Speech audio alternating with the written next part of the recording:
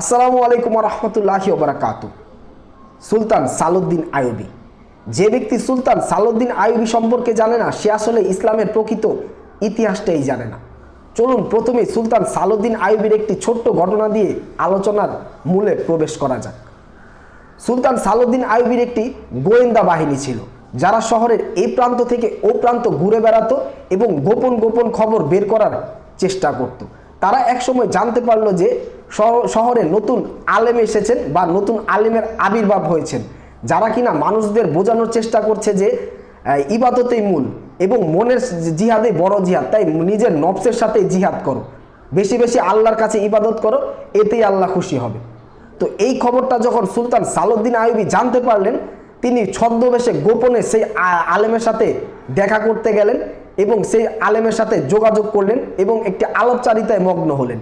সুলতান সালাউদ্দিন আইয়ুবী সেই আলেমকে জিজ্ঞেস করলেন যে সেই জেরুজালেমে তো ছোট ছোট শিশুদেরকে হত্যা করা হচ্ছে, মুসলিম ভাই বোনদের হত্যা করা হচ্ছে, এই ক্ষেত্রে তারা আসলে কি করতে পারেন?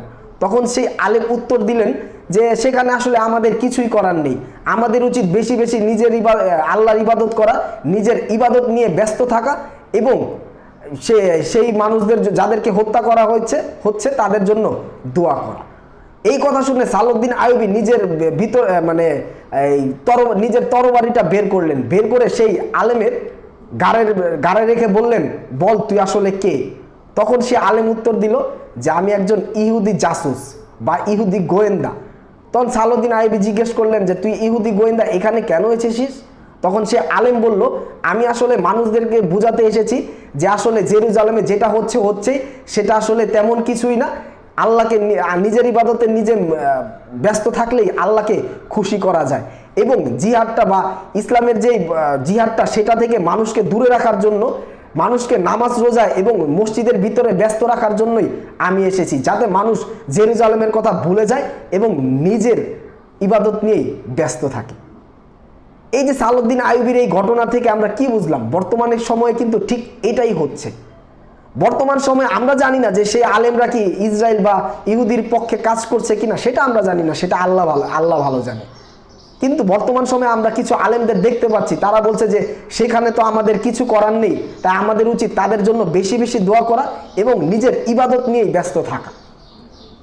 ঠিক আছে, আপনি নিজে ইসরায়েলের কিছু করতে পারবেন না, ইহুদিদের কিছু করতে পারবেন না, তবে একটা জিনিস মনে রাখবেন, আপনার জবাবটা শুধুমাত্র আপনাকেই দিতে হবে। আপনার প্রতিবাদের ভাষাটা আপনি চালিয়ে যান, সেটা বাস্তব অর্থে কোনো রাস্তাঘাটে বা কোনো জায়গায় হোক প্রতিবাদ করে, কিংবা মোবাইল একটা স্ট্যাটাস দেওয়ার মাধ্যমে হোক, কোনো একটা পেজে কমেন্টস করার মাধ্যমে হোক, যেখানে হোক সেখানেই। যেমন ধরেন কোকা কোলার কথা বলা যায়, অনেকেই আছে ইসলাম বিরোধী বা বিধর্মীরা বলে থাকেন যে তুই একা কোক না খেয়ে কি করতে পারবি, ইসরায়েল তো ইসরায়েলের মতো ঠিকই থাকছেন। আমি একা কোক বর্জন করে, পেপসি বর্জন করে, ইসরায়েলি পণ্য বর্জন করে কিছুই করতে পারবো না, কিন্তু মৃত্যুর পর বিচার দিবসে আমি আল্লাহকে বলতে পারবো, আল্লাহ সেখানে যেহেতু আমার যুদ্ধ করার সামর্থ্য ছিল না, কিন্তু আমি যেই স্থানে ছিলাম সেখান থেকে কিন্তু ইসরায়েলের বিরুদ্ধে আমি ঠিকই প্রতিবাদ করে গেছি।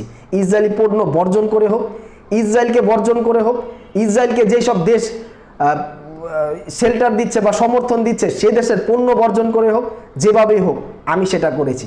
আপনার দায়িত্ব আপনি পালন করে যান। আপনি একা ইসরায়েলের কিছু করতে পারবেন না, ইহুদিদের কিছু করতে পারবেন না, সেটা তো জানি, কিন্তু আপনারটা আপনি করে যান, যাতে আল্লাহকে বলতে পারেন যে আমার দায়িত্ব আমি পালন করেছি, যাতে আপনি বিচার দিবসে আপনি ঠিকই মুক্তি পেয়ে যান। আর যেই সব আলেমেরা বোঝাতে চেষ্টা করছে যে মসজিদের ভিতরে বেশি বেশি ইবাদত করো, তাদের ব্যাপারে ফয়সালা ইনশাল্লাহ আল্লাহ তাআলাই নেবেন। আজকের ভিডিও এই পর্যন্তই। আল্লাহ যদি আমাকে বাঁচিয়ে রাখে, সুস্থ রাখে, ইনশাল্লাহ পরবর্তী ভিডিওতে আবারও দেখা হবে, কথা হবে। ও আখির দাওয়ানা আলহামদুলিল্লাহি রাব্বিল আলামিন। আসসালামু আলাইকুম ওয়া রাহমাতুল্লাহি ওয়া বারাকাতুহু।